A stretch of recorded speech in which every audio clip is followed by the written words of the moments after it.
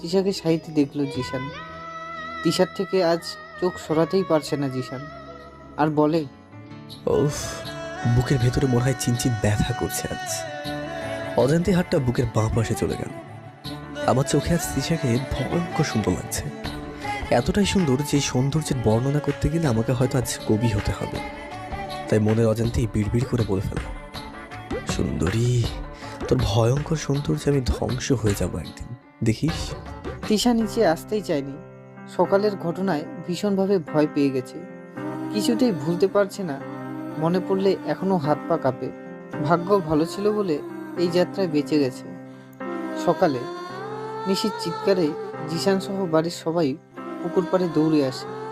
জিসানকে আসতে দেখে নিশি কান্না গলায় হাত দিয়ে ইশারা করে বলে, ভাইয়া, তৃষা পুকুরে পড়ে গেছে।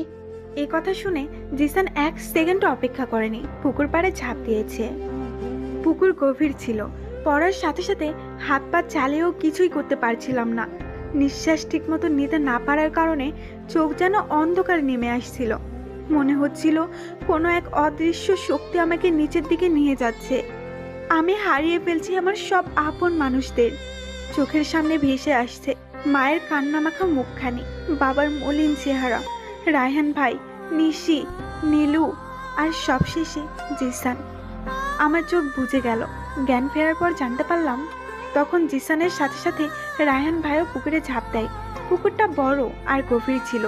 আমি পুকুরের নিচে তলিয়ে যাবার আগে জিসান আঁকড়ে ধরে আমাকে।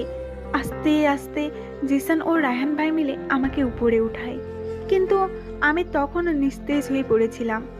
পেট চেপে পানি বের করা হয়, কিন্তু নিঃশ্বাস তখন আমার চলছিল না।